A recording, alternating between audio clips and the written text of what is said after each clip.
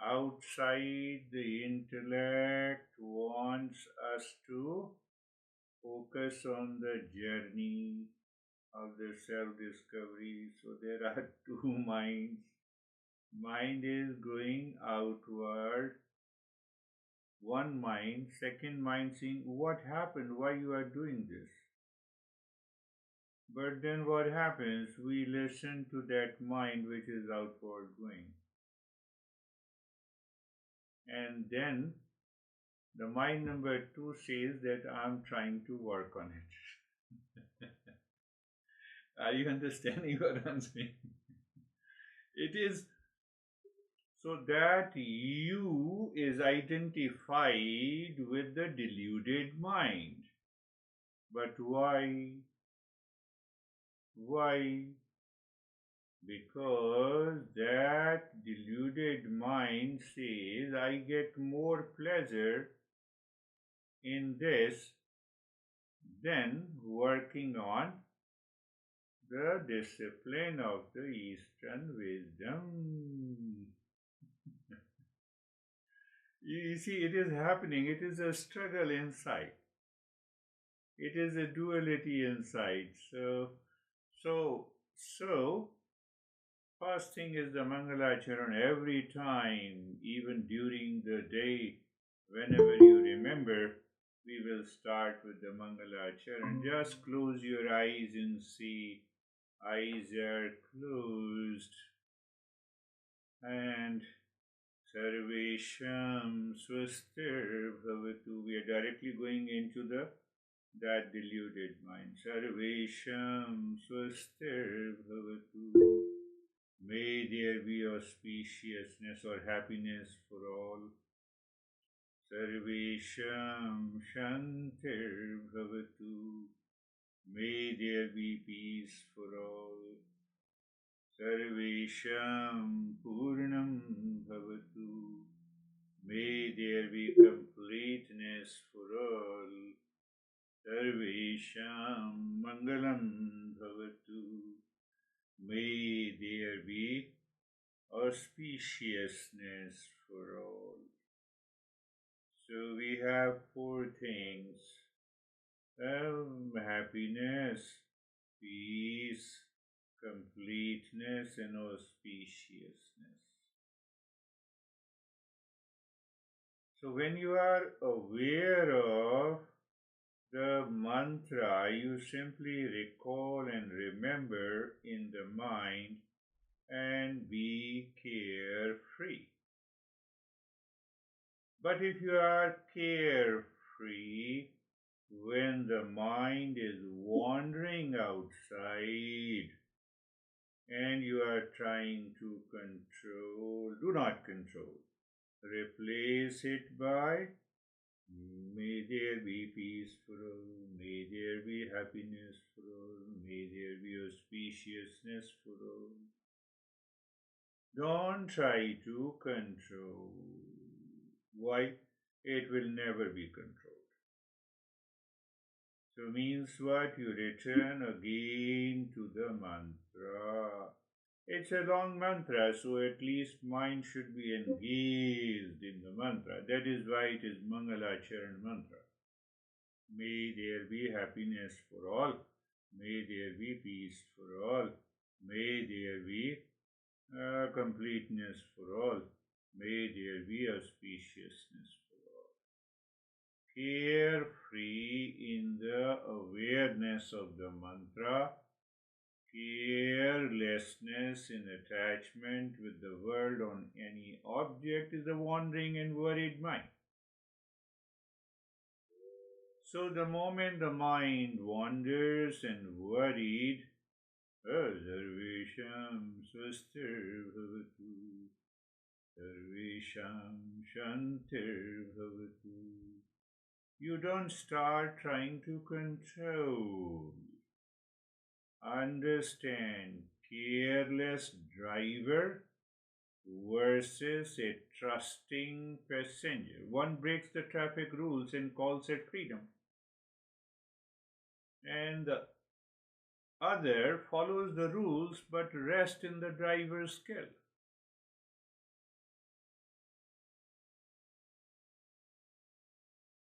So when you wrote, so I picked up, yes, intellectually you have understood, but wisdom, it is not converted into the wisdom. So we have another understanding by, huh? Now you see, when you say, may there be peace for all, whenever your mind is wandering and worried, I know in the beginning, the mind will say nothing will happen, but you insist, you persist, and it will happen. So, in being carefree, in the remembrance of the mantra, you are open to grace.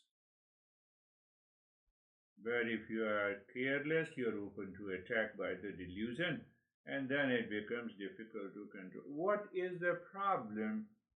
I recognize my mind is wandering. Very good, I have recognized.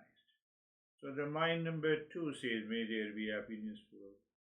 Don't start pressing, controlling, suppressing those thoughts. That is the secret behind it. Our masters have, they use the same language, but it means something different. Sarvesham swastir bhavatu. Everyone should be happy. So, if we go little deeper, we find happiness is the essential nature. It is the essential nature of every being.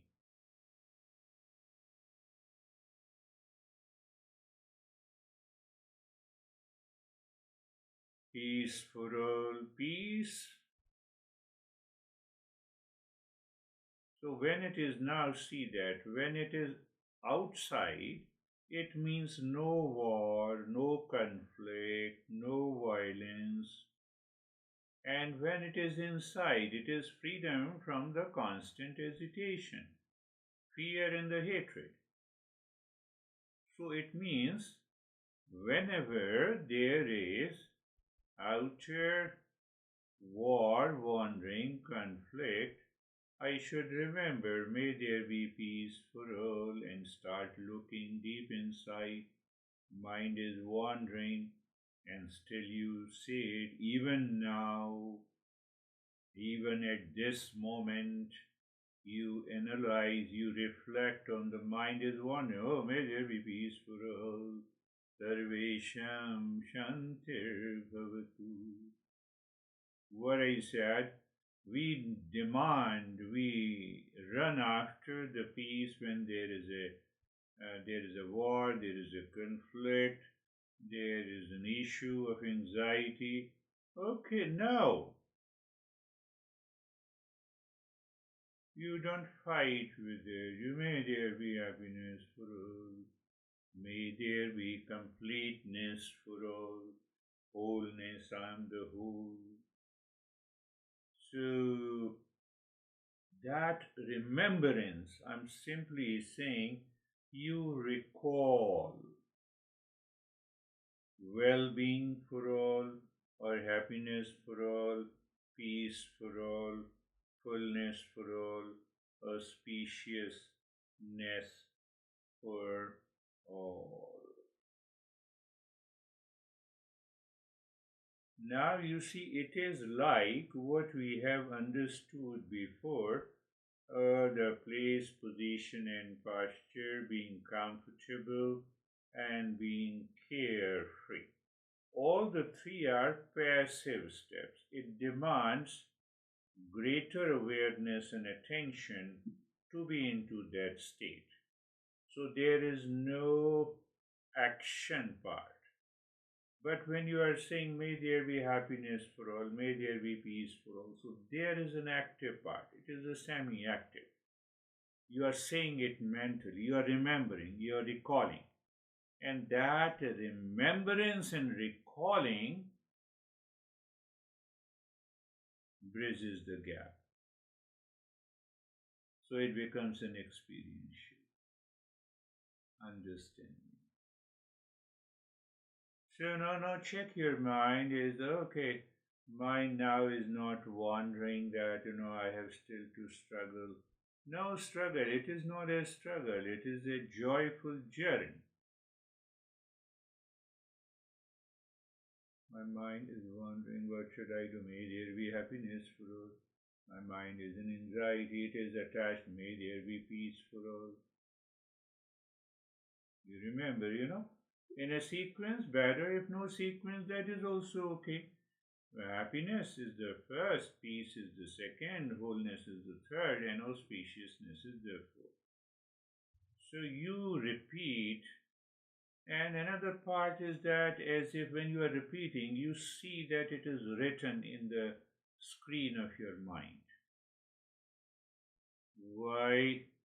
In the screen of the mind comes your thoughts, feeling, and emotions of the wandering mind, worried mind, deluded mind. And then you struggle with that.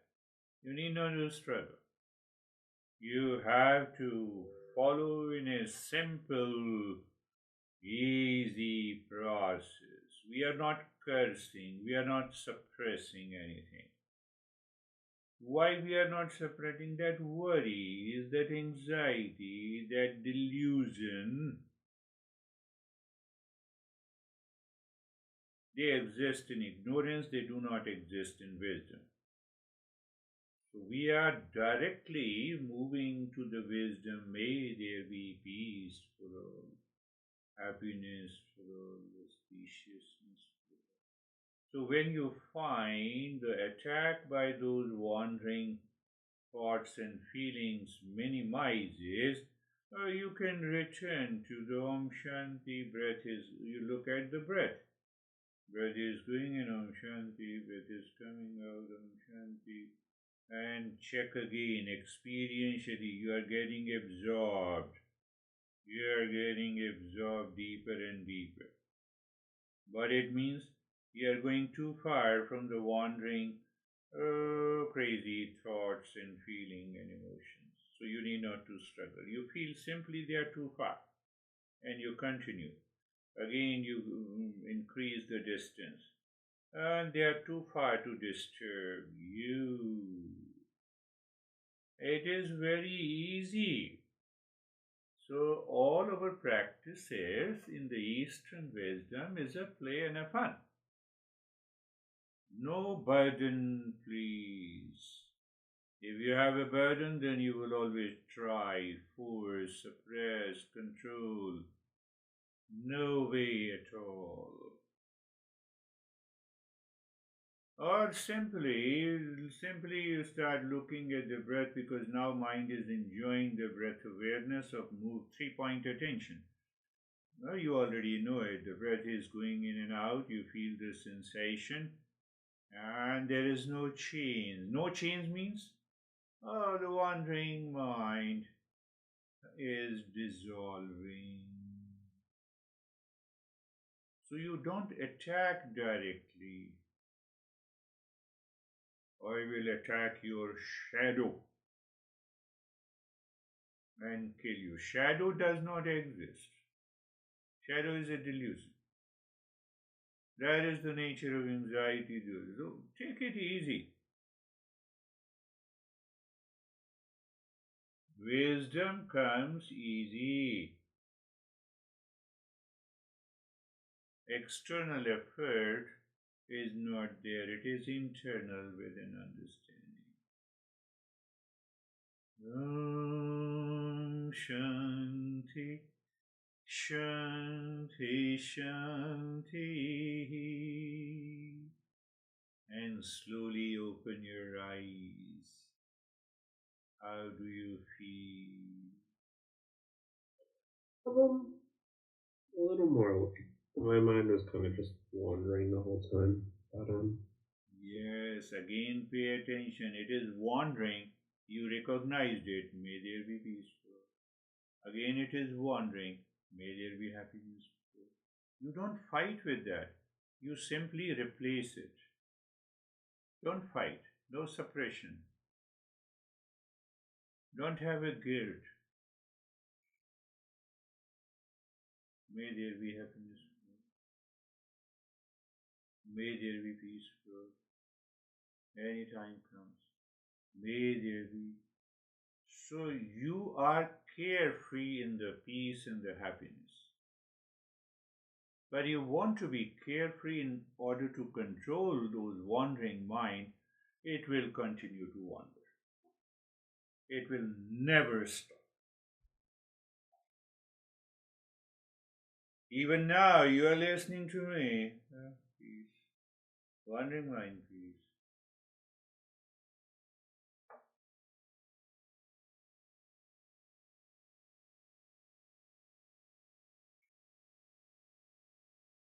Mind is means my I thought is paying too much attention because my mind is wandering.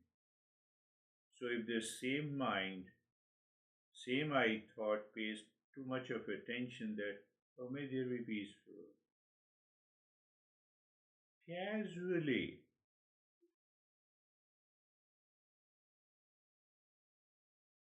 that leads me, I was thinking after reading your uh, comments, and they were good. Intellectually, you understand. So, just I will pick up few lessons clearly and we will focus on this.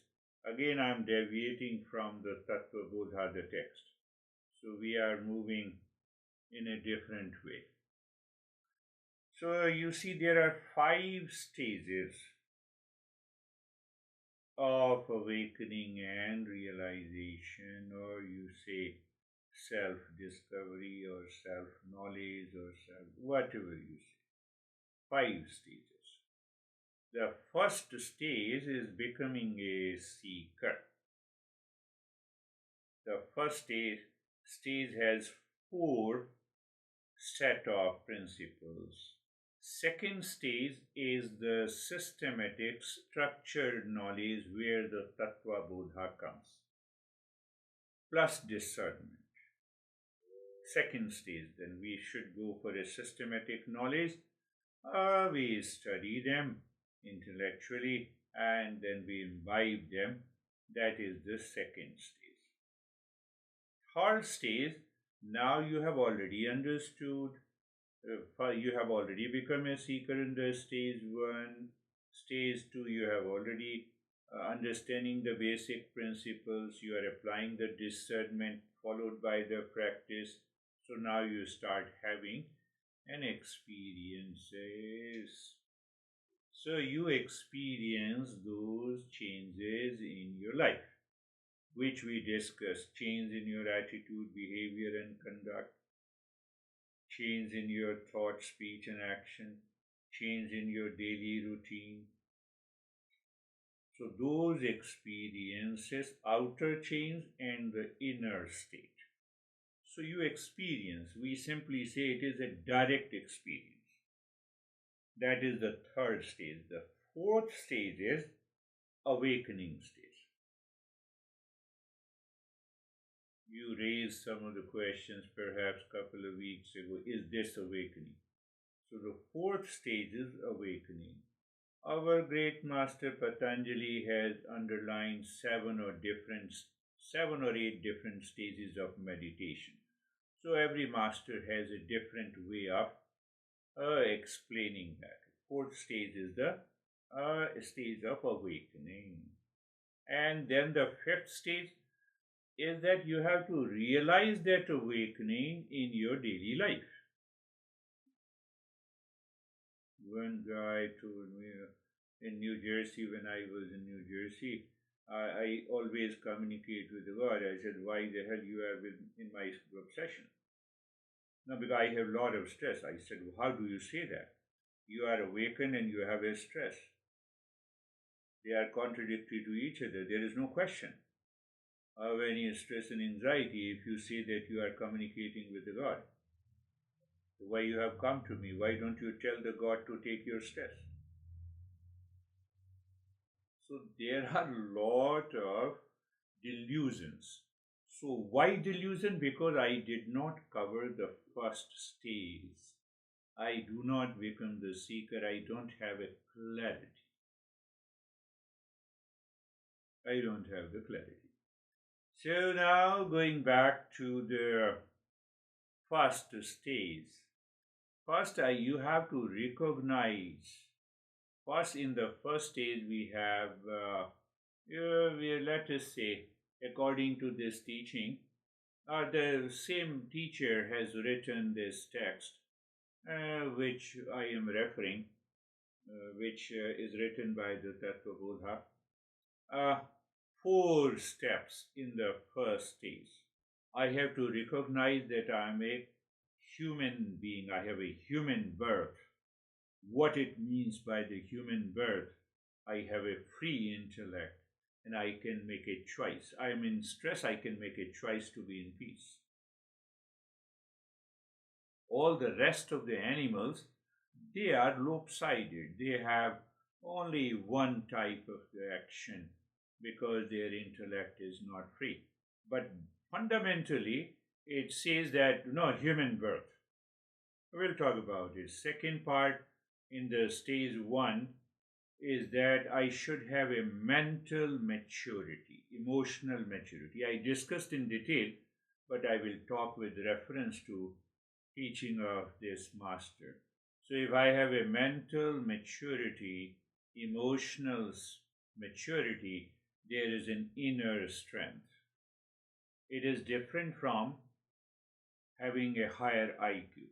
You have a higher IQ, you can get admission in good colleges, Ivy League colleges, and yes, IQ. What is the difference? In you may have a highest IQ, but you may still be suffering from anxiety, duality, conflict. You may have a tendency to commit suicide. But emotional maturity and mental maturity is a common sense intellect, where you are free from all this anxiety, duality, and a conflict. You have an inner strength. We don't need an IQ, we need an emotional maturity. So we'll talk about it in detail. The third is, now you see that you have clarity that I can use my intellect leading to the wisdom. I have an emotional and mental maturity. It means your mind has stopped wandering and getting anxious. No, it is not there, or it has minimized. Then only I can understand what is the desire, what is the desire of awakening means, what is the desire of self knowledge means, what is the desire of self realization means. Before that, Master says we intellectually understand, but it doesn't make any sense. So, in order to keep that burning desire of freedom and awakening, I have to follow a certain discipline. One of them is Mangalacharan. So these are the four basic factors, and they all are more or less mental inside. You can do the practice anytime and anywhere. In the stage 2, we have two factors: systematic, structured knowledge means that we have to understand the principles of basic Eastern wisdom, and with supported by the power of discernment. So there are certain principles, basic principles. Some of them you have already learned. So it is a systematic pursuit of knowledge. By satsang, this is what we are doing, is the satsang meeting every week, and then you follow the contemplation and reflection. I have already clarified, perhaps in the last session, external satsang and internal satsang. So both comes here. External satsang, you are with the teacher, you listen to these principles. Internal, now you have to digest it. Your intellect has to not only digest it, but it should push the mind to accept it. How?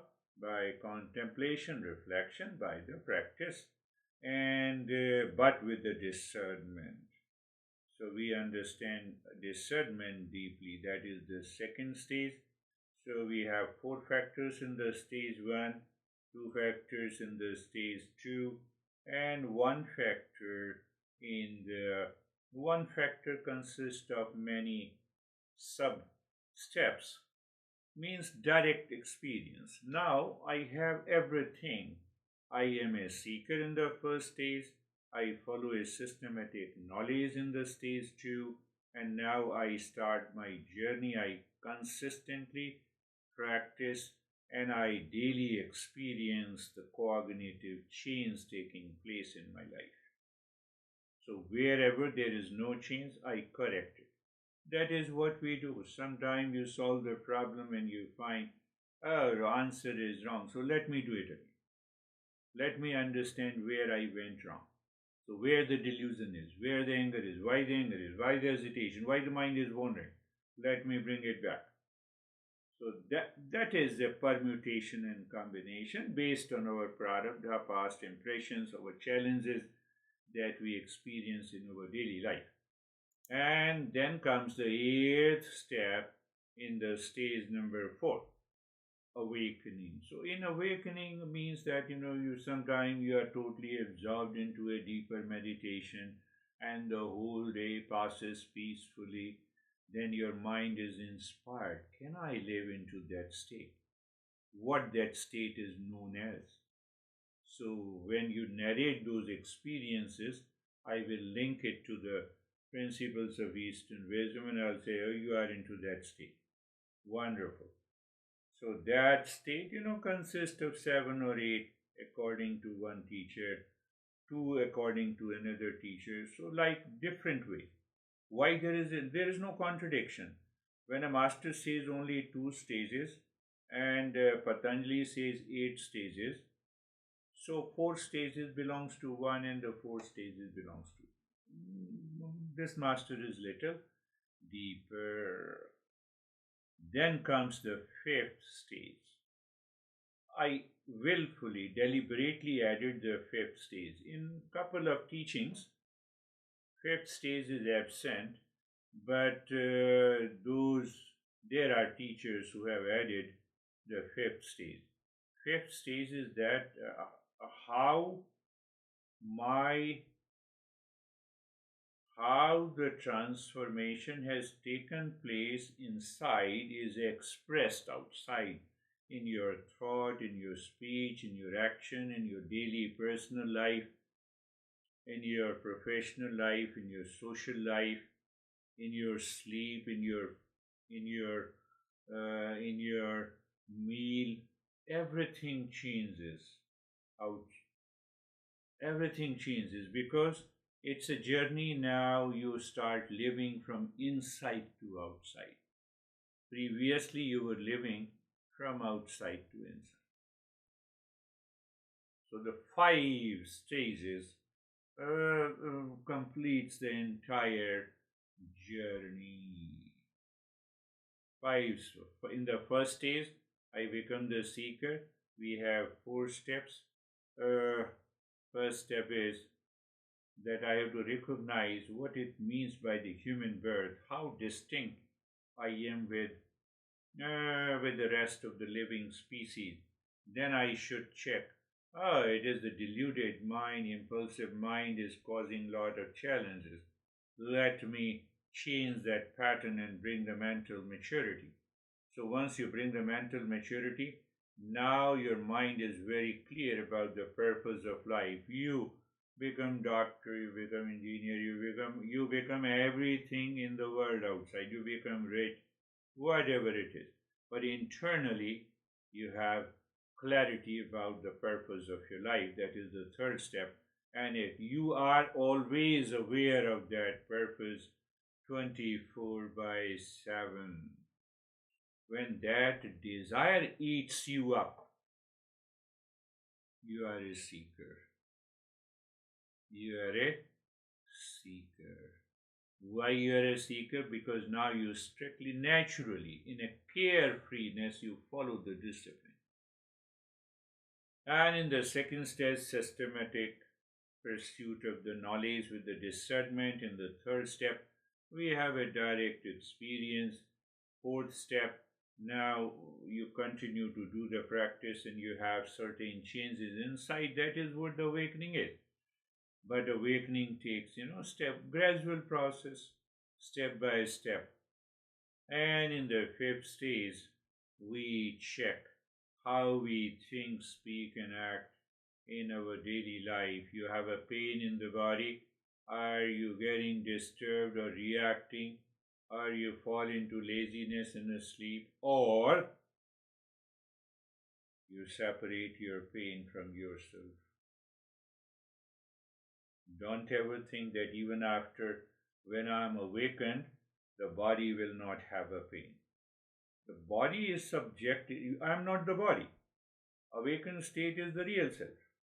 The real self is totally separate from the body. So people start creating certain hallucinations and imaginations.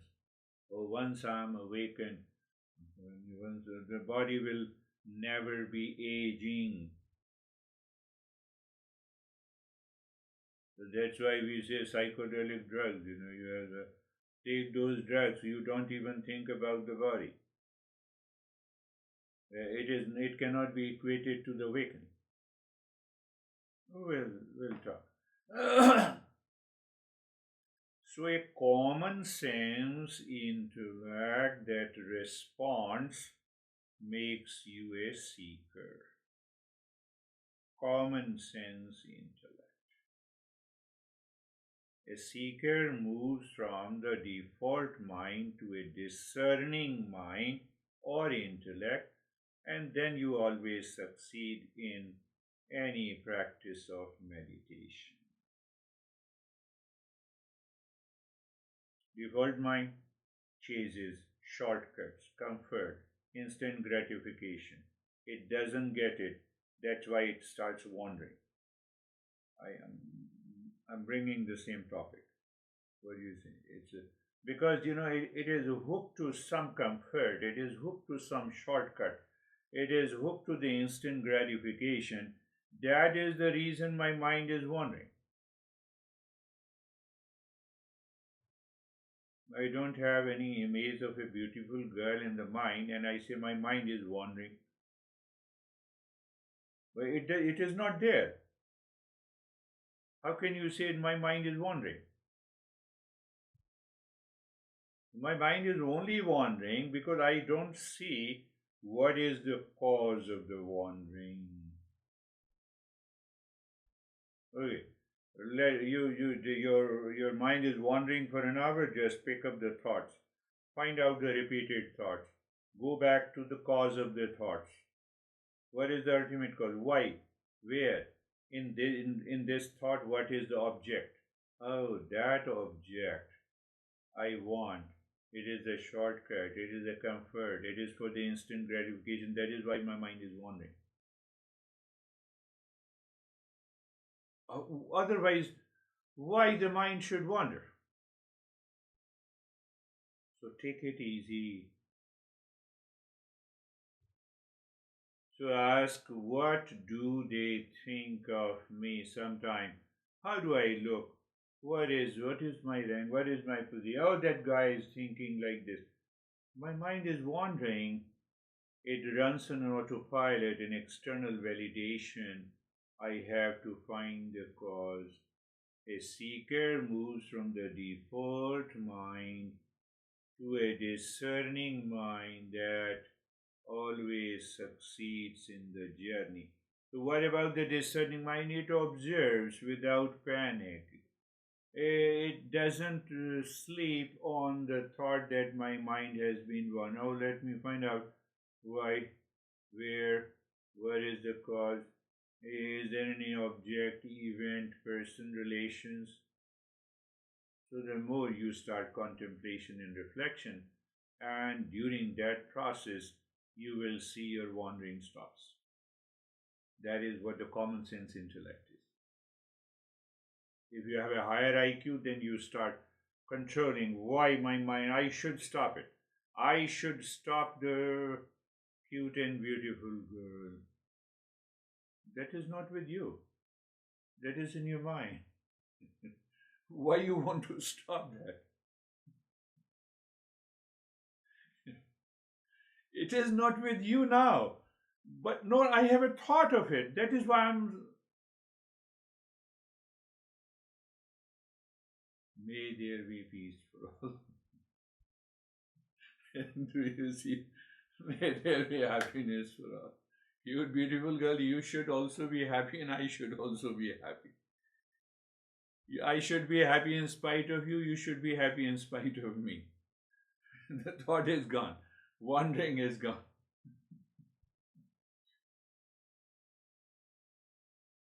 Are you understanding that? Why the mind should wander?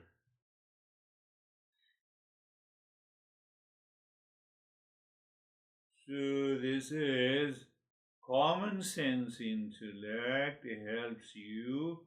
IQ is not going to help you there. IQ can help you to get good marks, good position, good rank. That is required, that you use into your profession. But here you have to use your common sense intellect.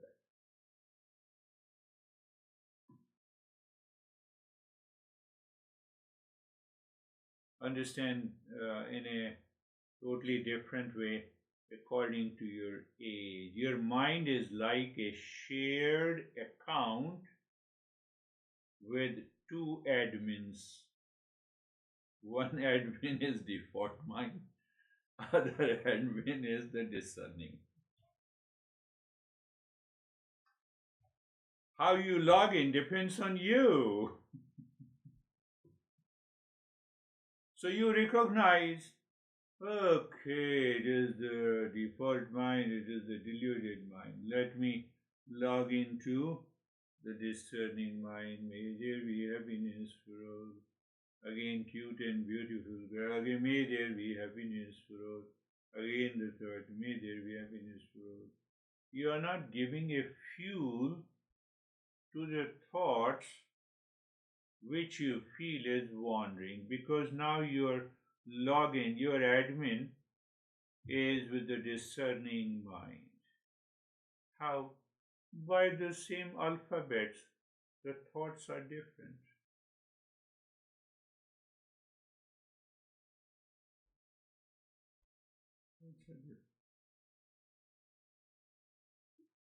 We never say you suppress your mind, you control your mind, you restrain your mind. No, that is not our job in the Eastern wisdom. Language is such. We have to use the same language, restrain your mind. So here the restrain your mind is changing the admin control. That is why I said, let me pick up this topic. Okay, let me understand where the deluded mind run the show today. Oh, you're running the show of wandering to this thought, that thought.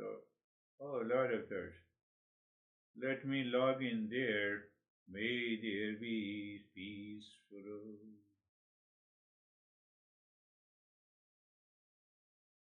Now, little deeper.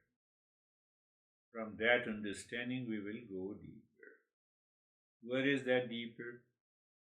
The goal in the Eastern wisdom about the default mind is not to silence it, but to tame it,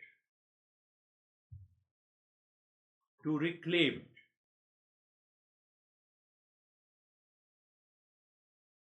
Mind, you're wandering. You're wondering, okay, let us you wander, may there be peaceful. That is meaning of taming. That is the meaning of reclaiming. But if you want to control it, it will never be controlled. You are moving in a wrong direction.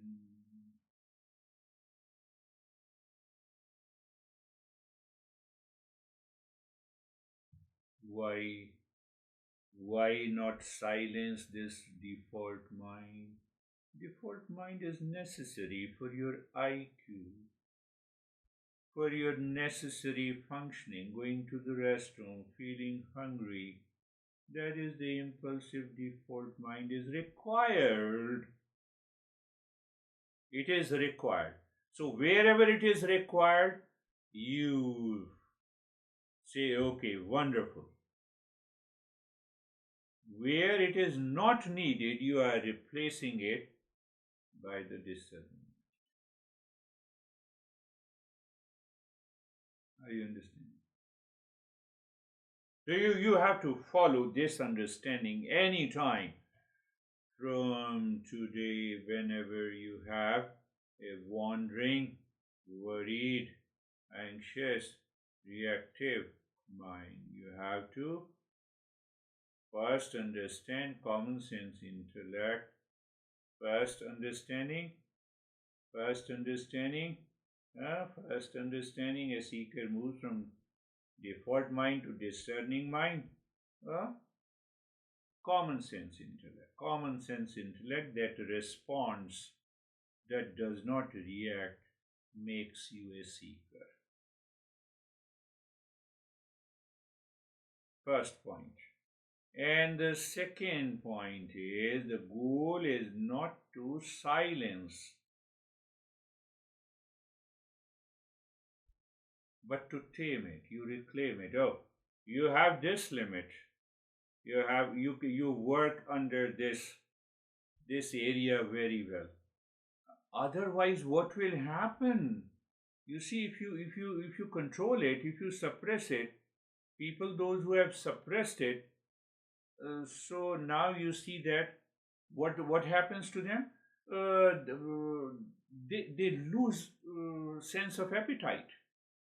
I've seen a lot of people, and they have another problem in their life. They lose interest in everything because they are suppressing it.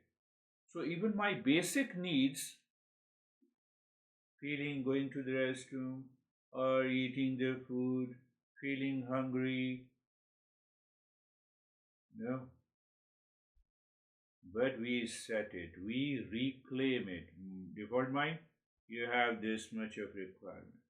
It is not silence, not suppression. No suppression at all. Don't worry even if it is wandering, but you follow these principles. So second principle is not to silence, but to retame it, to reclaim it. Here, your role is not here. Your role ends here. May there be peaceful. How to understand it? You don't fire the default mind, you hire it. Better to start with the discernment. You have understood the cause of the wandering. Better to start with the discernment. You go deeper, you found the cause, and then the discerning mind says, mind, you need not to go there. It is done. It is a part of the delusion. What are you doing?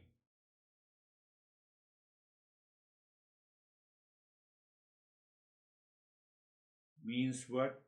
Again, I'm warning. Killing the default mind is not the way. You have to change the direction that leads to the discerning mind. Mind is only one. Two logins. Understand it clearly. That is why it is very subtle discipline. That is why we need a teacher to understand. So what I said, killing the default mind is not the way of the Eastern wisdom. Change the direction. When you change the direction, how you change the direction? One way I told you. Sarvesham Swastir Bhavatu. So you stop fighting with it.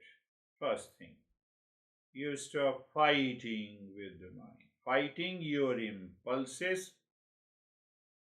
Then what happens? You have reflected in some of your writings to me, fighting your impulses causes self hate. You start yelling at your own legs for walking the wrong way. It is your legs. Why the legs are walking in a wrong way? It is your legs. You get exhausted and still end up in the same place. No, you stop fighting. That is why I'm talking about this subject. You need the wild horse. Means what? You need the wild horse. The problem is not the horse, it is when it runs. It is running outside. I don't know the cause. I keep on repeating cute and beautiful girl, but I don't see the cause. So the problem is not the horse. The problem where it is running.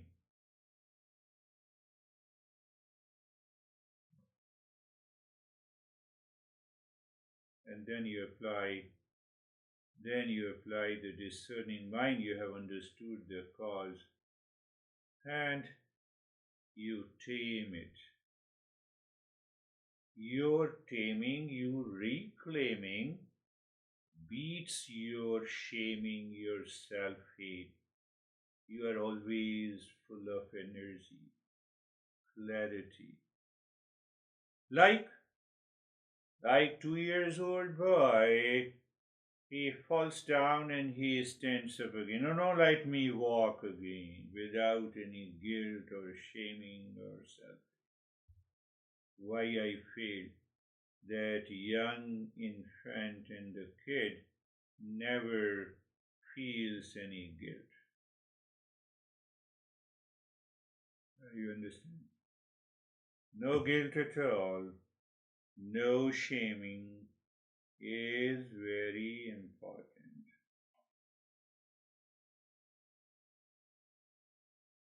So, what comes out of it be these steps.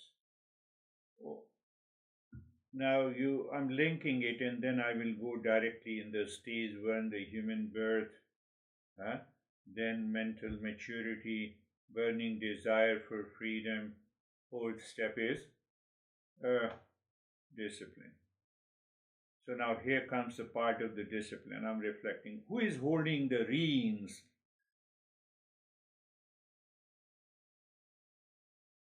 Who is holding the reins? Default mind or discerning mind? At the time of the study, if the discerning mind is holding the rein, your focus is there. Default mind is holding the rein, wandering mind is there. You see the clear, very clear picture. See the clear picture. Should I be focused on you in this lesson? The answer is yes. Everything is there, the wall, computer, everything is there. But my discerning mind is focused to make you understand, clearly grasp the principles and the concepts to inspire and motivate you, not anything at all. Nothing else is there.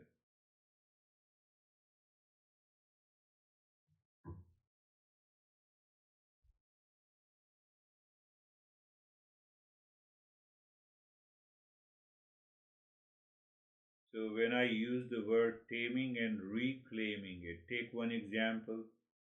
You have some impulsive thought and your mind says, I must kill this impulses. No. So what is the way? I must guide these impulses. So then you are not going for a self-hate. That you are not guilty. Discerning mind says, let me guide this impulse. Oh, it has come maybe because of all the 8 factors, prarabdha, past impression, and my impulsive nature of the mind. It's okay, let me guide these impulses. So when you say, let me guide these impulses, the sunning mind is alive, the inner war comes to an end. If the inner war continues, it creates burnout, exhaustion, guilt, reaction, sleep disturbances.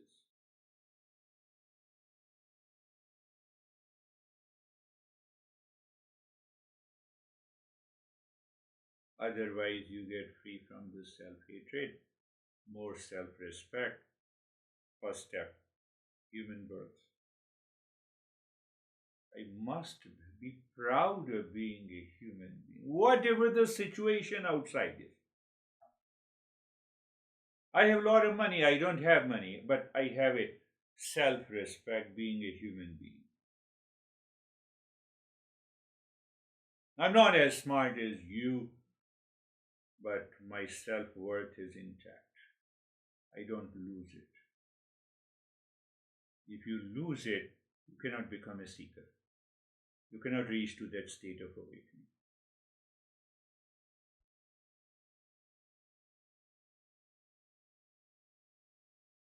Look at our first president, Abraham Lincoln, his physical appearance,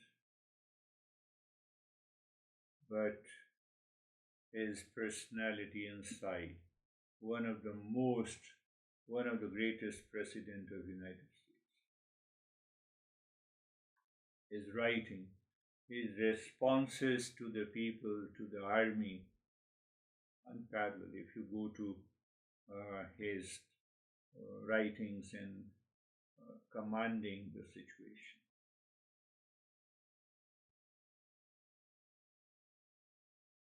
What is the goal behind it? Goal behind it that Eastern wisdom becomes your riding instructor for awakening. At present, it is mixed. Default mind, deluded mind becomes my riding instructor. Then it thinks of self hate or suppression, control. Otherwise, the life journey of Eastern wisdom is full of peace, happiness, and the joy. It's a joy of conscious living.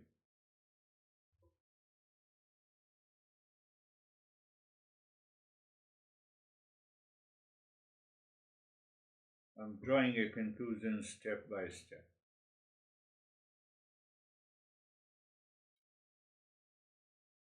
So you simply recognize there are two riders in the world. One voice says, will they like me, for example? The other asks, will I respect myself after this?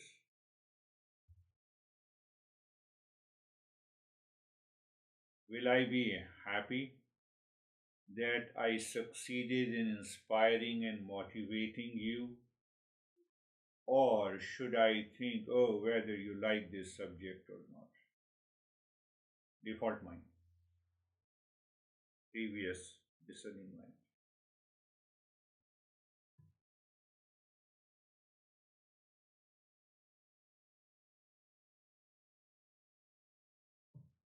Very important factor for you at this age. Retire the inner gladiator. Stop turning every impulse into a moral war.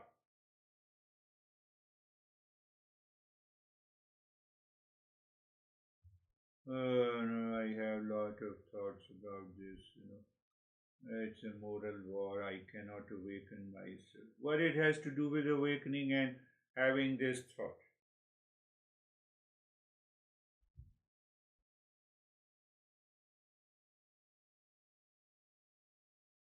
What is this impulse trying to protect or get?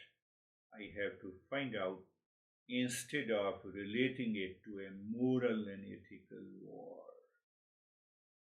That will keep you free from exhaustion, burnout, reaction, anxiety. It will not create further impression in the default and deluded mind.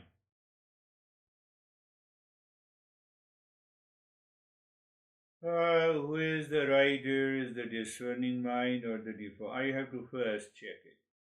I am exhausted, burnout, reaction, self-hate. Discerning mind, I have to become aware of it. Okay. Let me pick up one thought by thought, find out the cause, and you will find you are unnecessarily struggling with your own mind. You are not using your common sense intellect. What to do? Taming, reclaiming.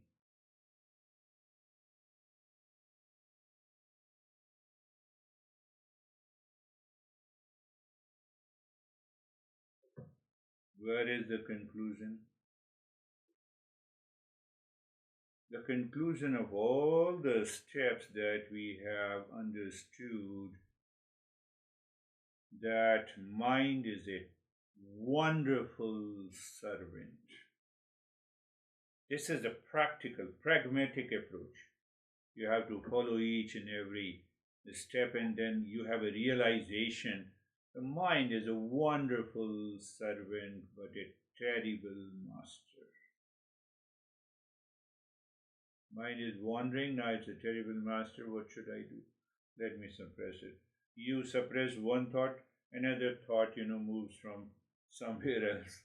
You suppress that, third thought comes. It's a terrible master. You make a wonderful servant, you tame it, you reclaim it. Common sense intellect.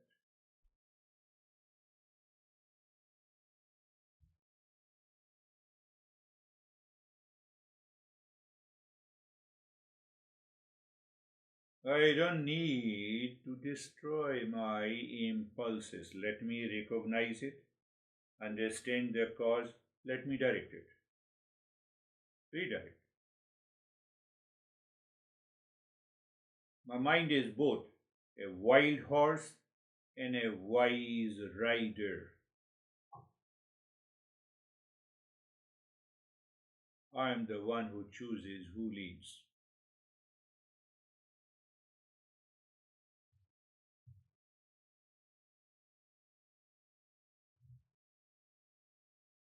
So, mental maturity comes when your outer smartness obeys your inner wisdom. When your objects on which your mind is wandering obeys your discerning mind. You have given a direction to it and you are free. You are free.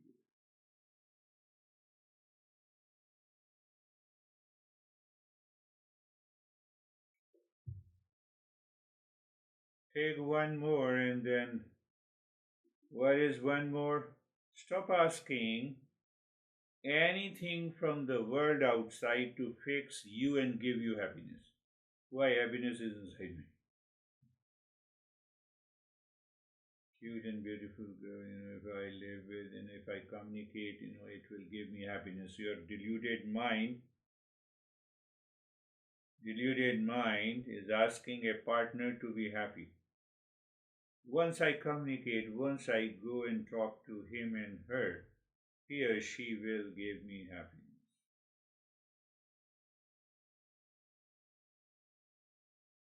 So, deluded mind is always asking the world outside to fix you and give you peace and happiness.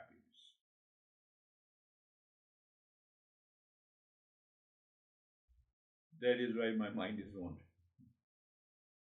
Find out. Give me any thought of wandering. Find out. So the master says that we have an unrealistic relationship, expectations from the world outside. If I get $1,000, I'll be happy. Really? Now you have $5,000 and you have lot of pain in the body. Your happiness is gone.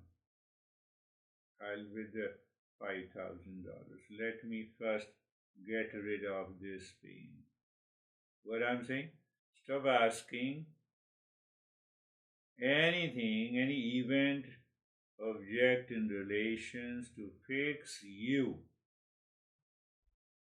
and your and give you peace, happiness, love, and wisdom. It is not there. Why? It is unrealistic expectations.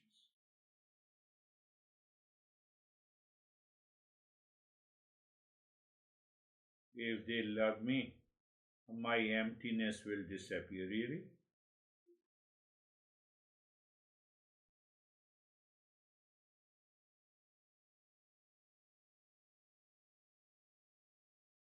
If I get this thing, I will be complete.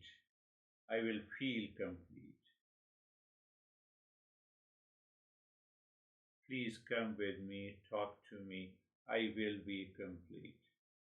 Come on, I'm already whole. Stop asking. So, that is a very deeper level. At a very deeper level, people seldom recognize. Anytime your mind is wandering, anxiety, duality, and a conflict, your deluded mind is asking something from the world, someone from the world, some situation from the world to be a partner, to fix you and give you peace and happiness. So when you understand the underlying cause, it is an unrealistic expectations. That is why people have unrealistic expectations. I will marry, I will be happy. Marriage is not a certification of happiness.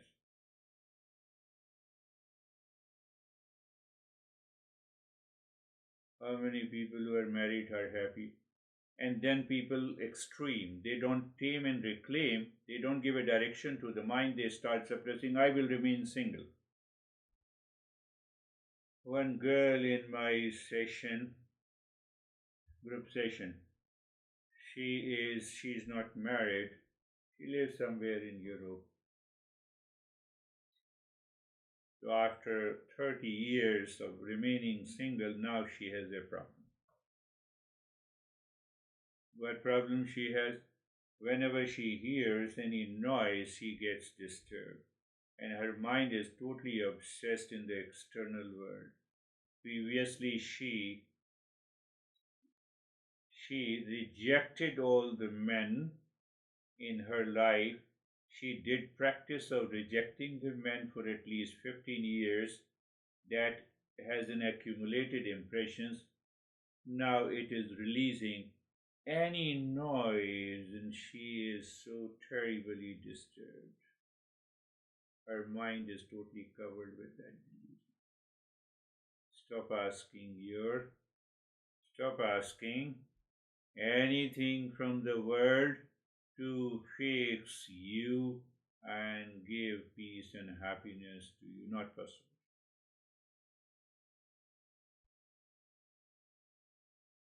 I'll tell you the story. So that is all.